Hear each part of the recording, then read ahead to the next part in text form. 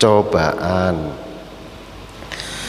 Bagi kita yang hadir saat ini, yen kula tingali ini rata-rata sampun berumur, bahkan usianya banyak yang sudah suri atau senja, yang berarti terkait masalah ujian niki sampun tuwuk, wis sering merasakan kecut, merasakan legi pahitnya kehidupan, mpun wareg ngerasakno ujian yang dihadapi selama hidup di dunia ini. Namun bukan berarti terus habis ngoten ujiane, mboten.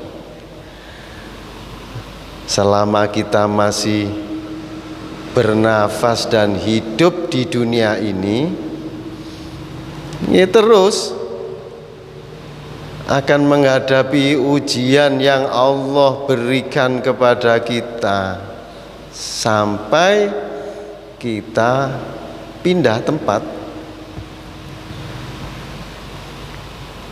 Jane ngono nggih, mboten purun, tapi nggih mboten saged.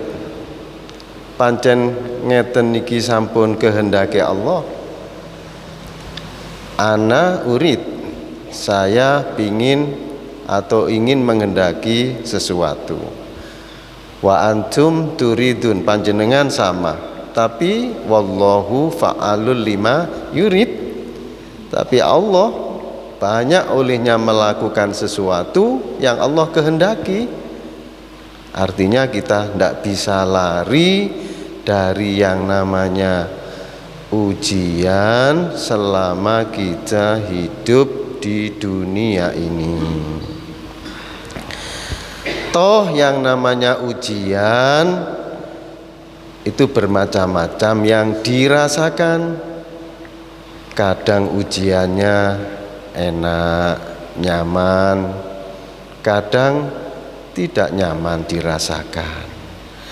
Nah, kalau ditanya misalnya, kalau sama-sama ingin diuji, ya wis tentu ingin ujian yang enak dirasakan dan nyaman dirasa. Dengan demikian berarti secara tidak langsung kita boten purun lah, boten purun ketika diuji dengan ujian yang tidak enak atau tidak baik. Ngeten iki angsal napa boten? Angsal para hadirin. Buktinya kata ketika kita berdoa, berta'awud, memohon perlindungan kepada Allah dari fitnahnya hidup dan mati, misalnya Allahumma inni a'udzubika min fitnatil mahya wal mamat, misalnya.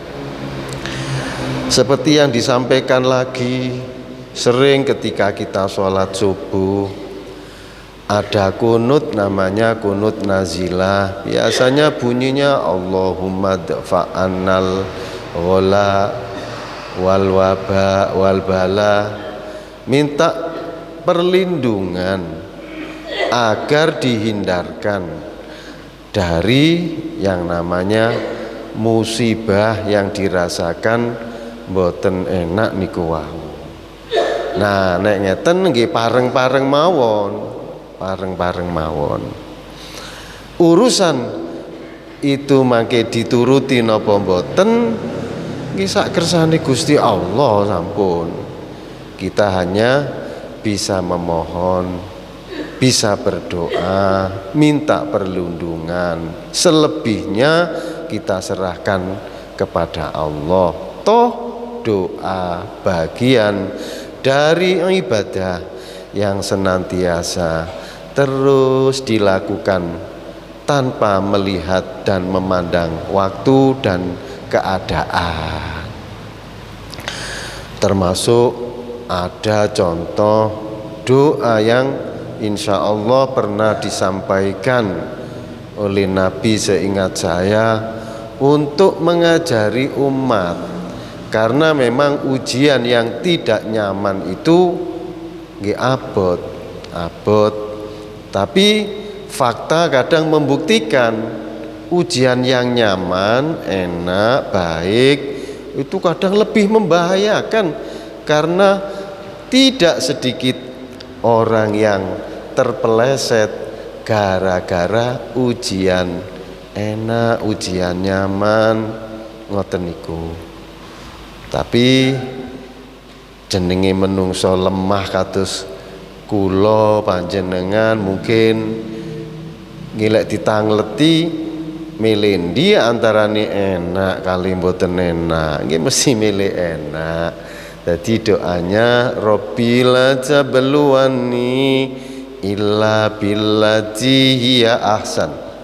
Ya Allah, Rabbi Tuhan kami, la tabluwani illa billati hiya ahsan, jangan uji aku kecuali ujian yang baik. Ngoten para hadirin.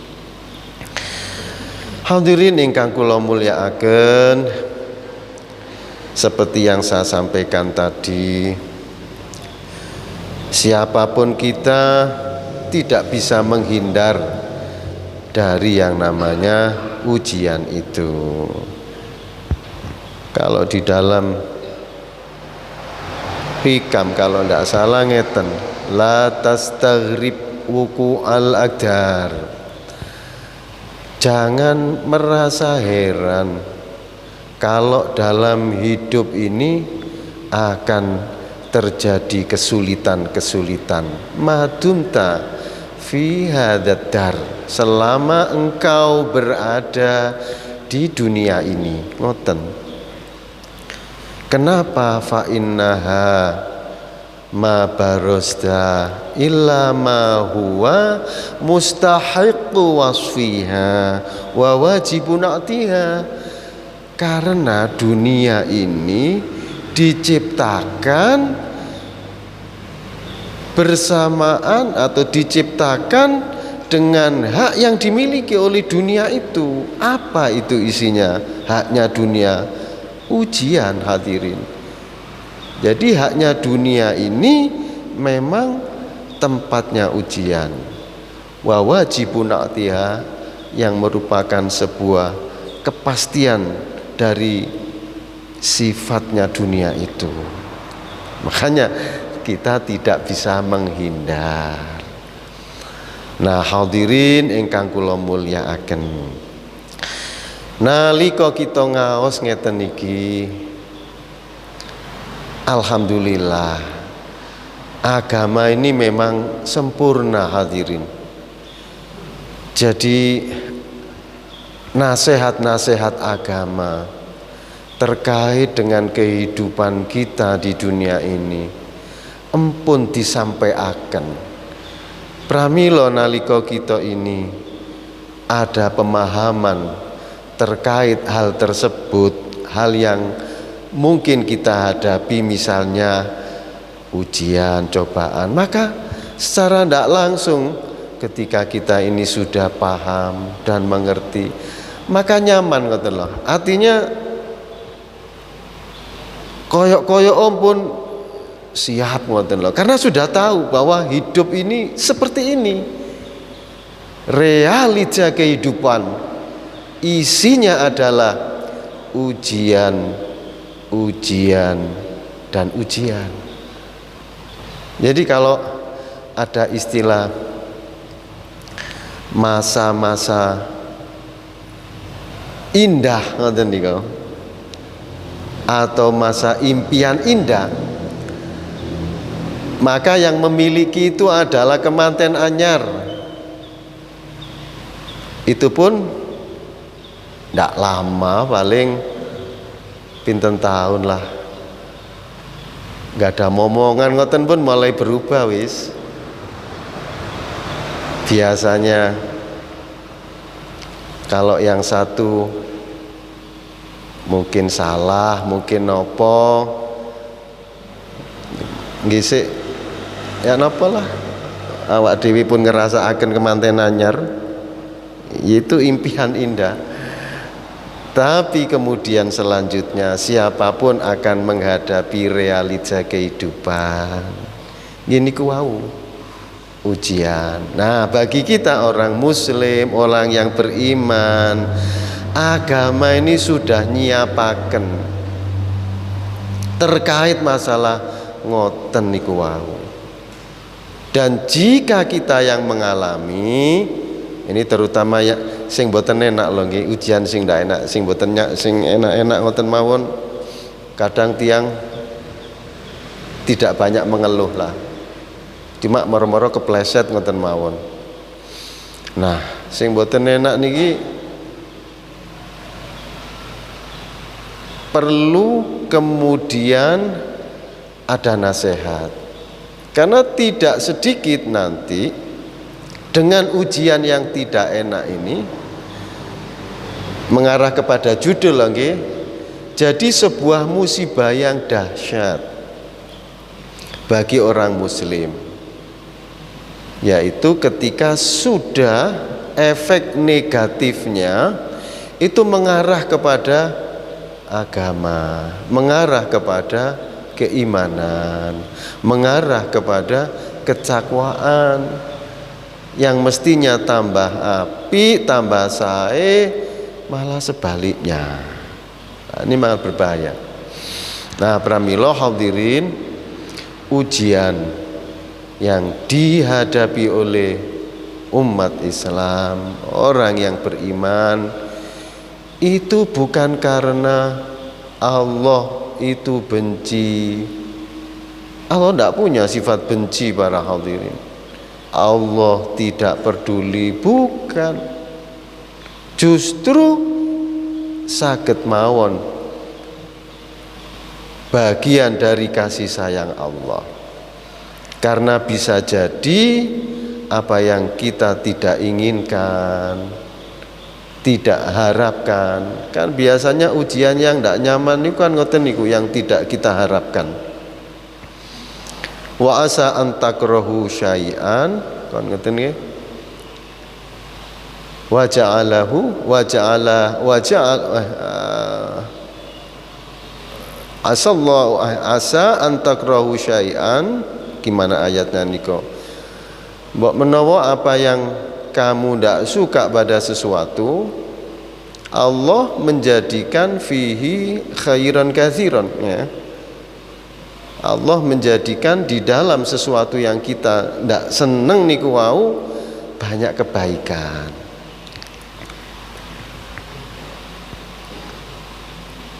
Kalau misalnya kita baca-baca sejarah dalam Al-Quran, kaulane Gusti Allah justru yang menjadi kekasih-kekasih Allah, di antaranya adalah para nabi dan rasul, mengalami ngoten niku.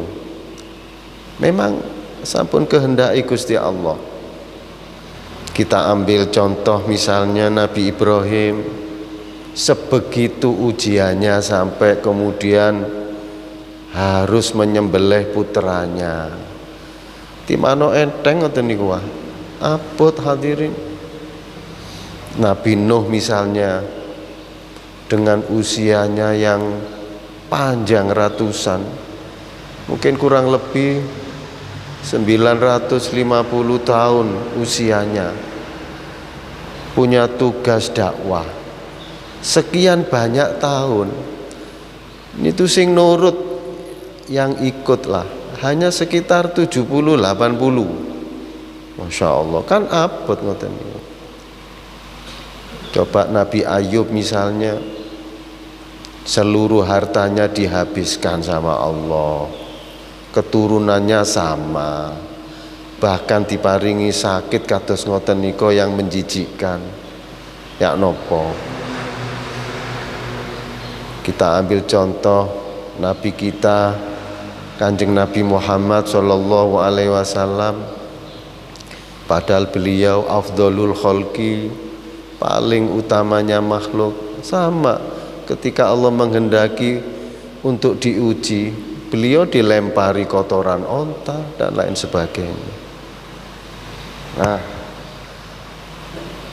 hadirin ingkang kula mulyakaken, itulah yang terjadi karena memang ini merupakan bagian dari kehendak Allah Subhanahu wa ta'ala. Ya tentu harapannya semua yang terjadi terkait masalah ujian itu demi untuk membersihkan manusia dari kesalahan ketika mereka berjalan di atas bumi ini. Hadirin ingkang kula mulyakaken, wangsul dateng judul sing garakno fokus niki wonten dahsyate niku wau lho. Kaya apa ta? Ngeten kula.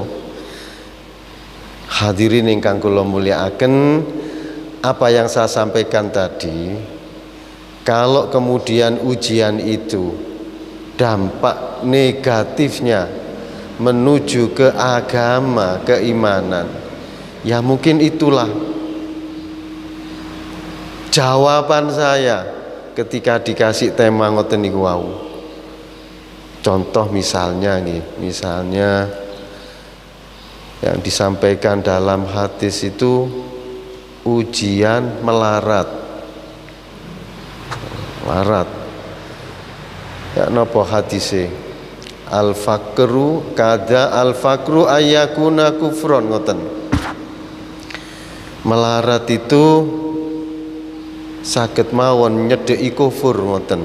Lah ngoten ini kan bahaya mungkin kalau sampai kemudian terjadi.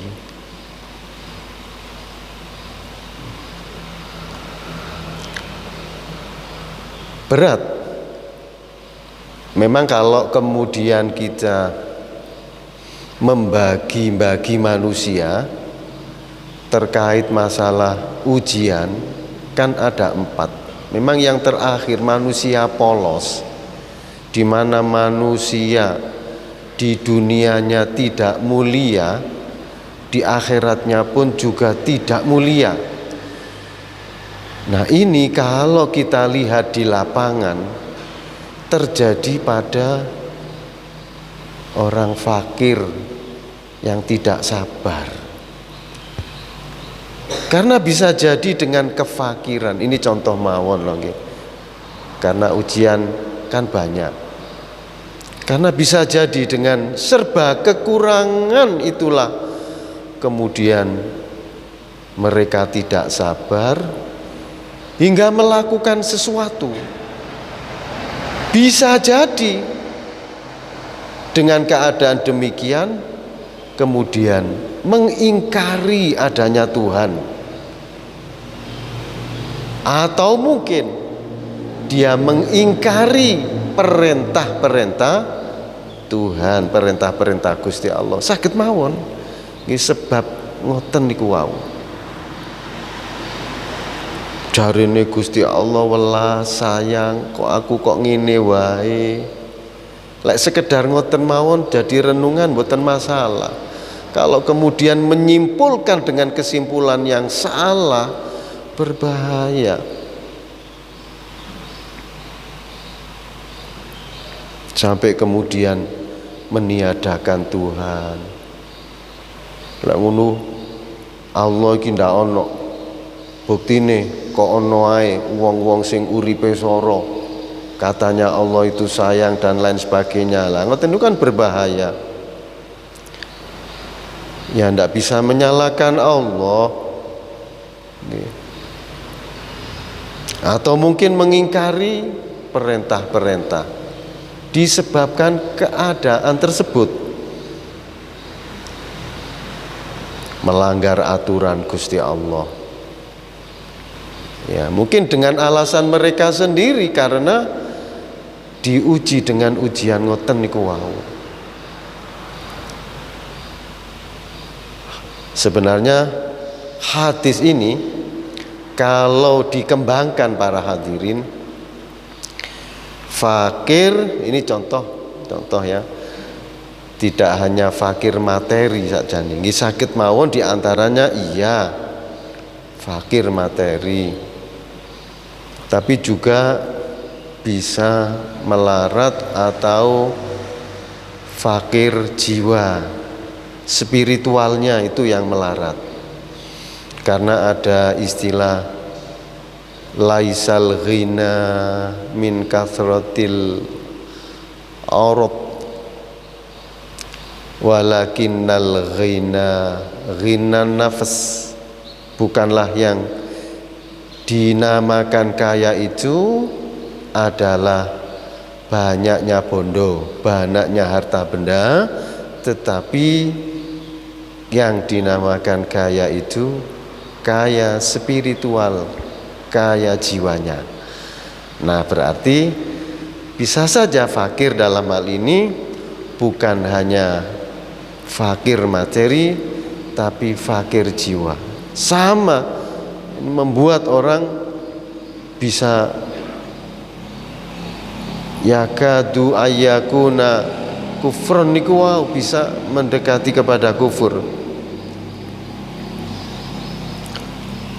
Hadirin ingkang kula mulyakaken, dari contoh ujian fakir niku wau ada pelajaran bagi kita yang diuji dengan sebaliknya, yaitu diuji dengan kecukupan, kejembaran, kelapangan, bahkan berlebihan, yaitu harus melihat niku wau sampun.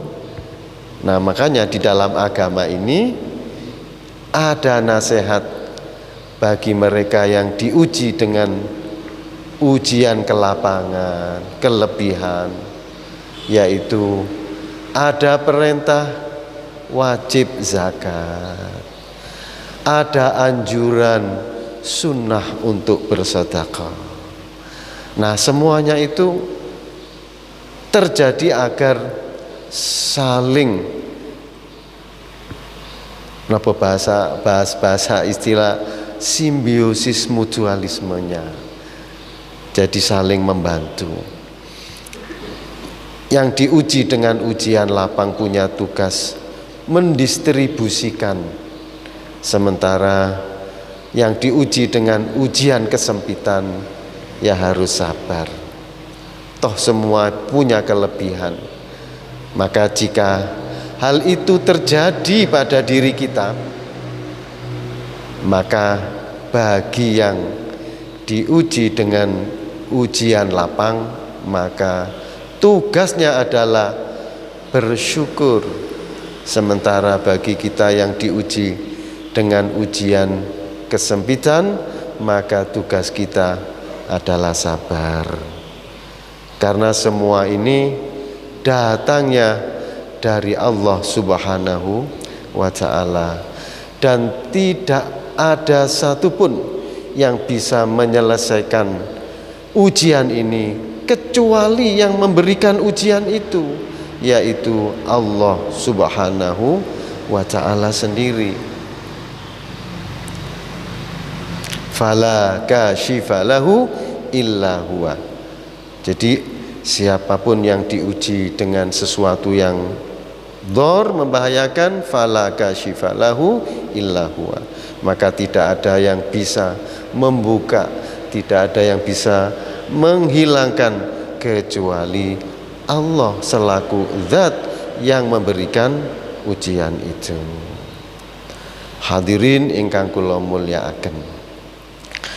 Nah, dari ilmu terkait masalah ujian seperti ini,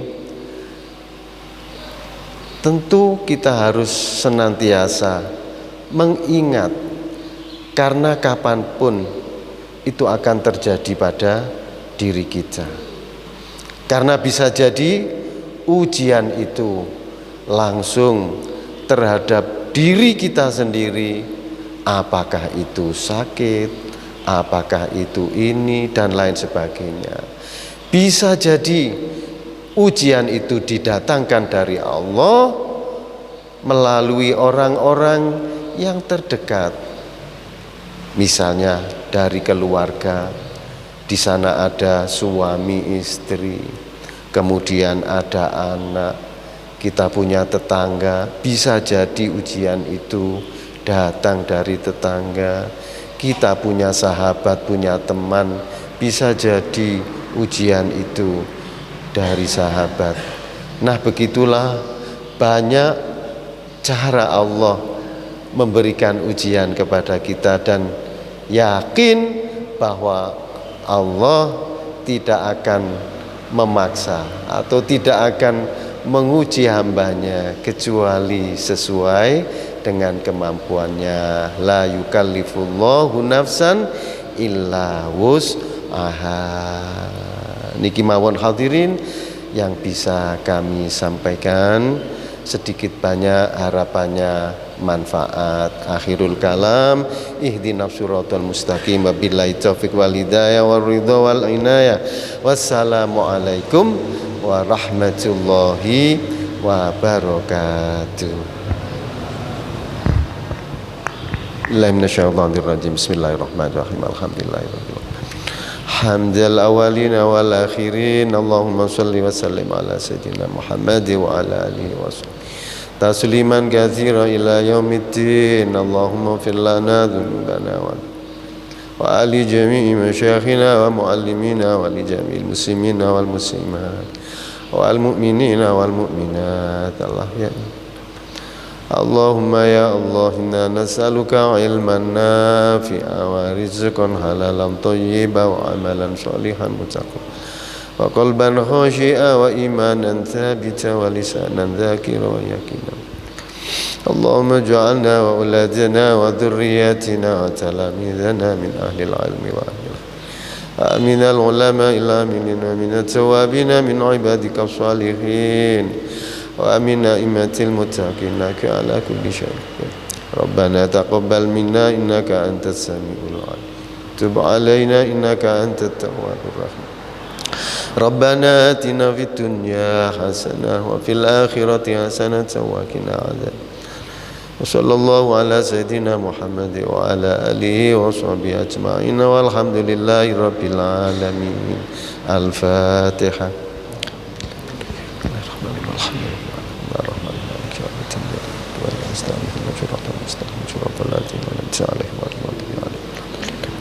Assalamualaikum warahmatullahi wabarakatuh.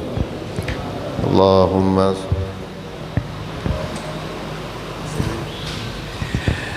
Para jamaah, demikianlah pengajian akad pagi kali ini. Mari kita tutup dengan bacaan hamdalah. Alhamdulillahirabbil alamin. Assalamualaikum warahmatullahi wabarakatuh. Allahumma sholli ala